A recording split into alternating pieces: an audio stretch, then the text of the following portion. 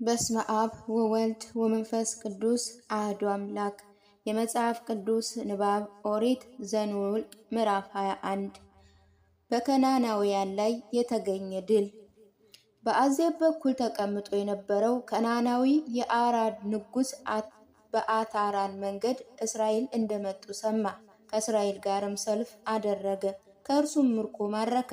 እስራኤልም ለእግዚአብሔር ይህ ሕዝብ አሳልፈህ በእጃችን ብትሰጠን እርሱንና ከተሞችን ሆርም ብለን እንጠራዋለን ብለው ስዕለት ተሳሉ።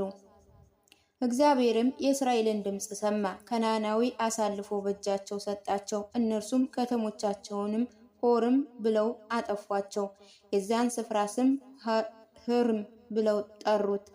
መርዘኛ እባብና ከነሐስ የተሰራው እባብ ከሆርም ተራራ በኤርትራ ባህር መንገድ ተጓዙ፣ የኤዶምንም ምድር ዞሩ። ሕዝቡም በመንገዱ ተበሳጩ። ሕዝቡም በምድረ በዳ እንሞት ዘንድ ከግብፅ ለምን አወጣህን ብለው እግዚአብሔርንና ሙሴንም አሙ። እንጀራ የለ ውሃ የለምና ሰውነታችን ይህን ጥቅም የሌለው እንጀራ ተጸየፈች ብለው ተናገሩ። እግዚአብሔር በማኅበሩ ላይ የሚገሉ እባቦችን ሰደደ፣ ሕዝቡንም ነደፈች። ከእስራኤልም ልጆች ብዙ ሰዎች ሞቱ። ሕዝቡ ወደ ሙሴ መጥተው በእግዚአብሔር በአንተ ስለተናገርነው በድለናልና እባቦችን ከኛ ያርቅልን ዘንድ ወደ እግዚአብሔር ጸልይልን አሉት። ሙሴም ስለ ሕዝቡ ወደ እግዚአብሔር ጸለየ። እግዚአብሔርም ሙሴን የነሐስ እባብ ሰርተህ በዓላም ላይ ስቀል፣ እባቡም ሰውን ቢነድፍ የተነደፈው ሁሉ ይመልከተው ይድናል አለው። ሙሴም የነሐሱን እባብ ሰርቶ በዓላም ላይ ሰቀለ። እባቡም የነደፋቸው ሁሉ የነሐሱን እባብ ባዩ ጊዜ ዳነ። ወደ ሞዓብ ሸለቆ የተደረገ ጉዞ። የእስራኤል ልጆችም ተጓዙ፣ በአቦትም ሰፈሩ። ከአቦተም ተጉዘው በሞዓብ ፊት ለፊት ባለችው ምድረ በዳ በፀሐይ መውጫ በኩል በጌልጋ ሰፈሩ። ከዚያም ተጉዘው በዜሬድ ሸለቆ ሰፈሩ። ከዚያም ተጉዘው ከአሞራውያን ዳርቻ በሚመጣው ምድረ በዳ ውስጥ በአርኖን ማዶ ሰፈሩ። አርኖን በሞዓብና በአሞራውያን መካከል ያለ የሞዓብ ዳርቻ ነውና፣ ስለዚህ በመጽሐፍ ተባለ። የእግዚአብሔር ጦርነት ዞዓብንና የአርኖንን ሸለቆዎችን አቃጠለ። ወደ ኢር ማደሪያ የሚወርድ በሞዓብ ዳርቻ የሚጠጋ የሸለቆዎች ፈሳሾችንም አቆመ። ከዚያም እግዚአብሔር ሙሴን ሕዝቡን ሰበሰበ። የሚጠጣ ውሃ እሰጣችኋለሁ ብሎ ወደ ተናገረለት ጉድጓድ ሄደ።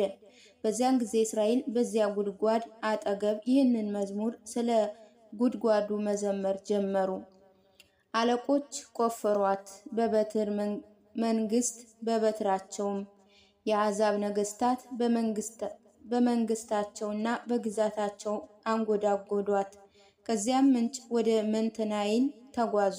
ከመንትናይም ወደ ነሃልያ፣ ከነሃልያ ወደ ባሞት፣ ከባሞት ምድረ በዳውን ከላይ ወደሚመለከተው ወደ ፈስጋ ተራራ ራስ በሞዓብ በረሃ ወዳለው ወደ ያንኤን ሸለቆ ተጓዙ። በንጉሥ ሴዋንና በንጉሥ አጋ ላይ የተገኘ ድል።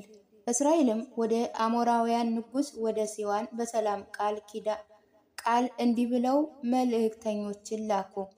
በምድር ላይ እንለፍ፣ በመንገድህም እንሄድ፣ ወደ እርሻህና ወደ ወይንህ ቦታ አንገባም፣ ከጉድጓድህ ውሃን አንጠጣም፣ እስክንወጣ ድረስ በንጉሱ ጎዳና እንሄዳለን።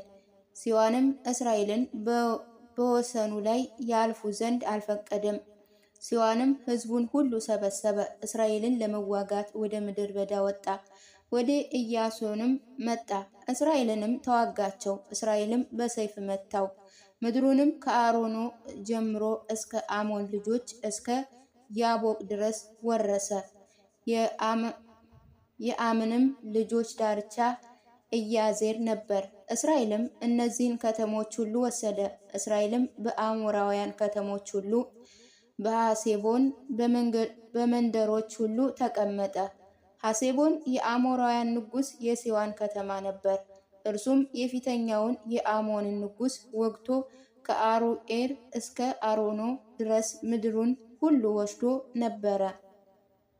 ስለዚህ የምሳሌ ሰዎች እንዲህ ብለው ይናገራሉ፣ ወደ ሐሴቦን ኑ፣ የሴዋንም ከተማ ይመስረት ይገንባ። እሳት ከሐሴቦን ነበልባልም ከሲሆን ከተማ ወጣ፣ እስከ ሞዓብ ድረስ በላ።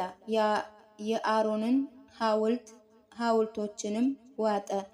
ሞዓብ ሆይ ወዮልሽ! የካሞስ ሕዝብ ሆይ ጠፋህ! ወንዶች ልጆችን ለማዳን ሴት ልጆቻቸውን ለምርኮ ለአሞራውያን ንጉሥ ለሲሆን ሰጠ።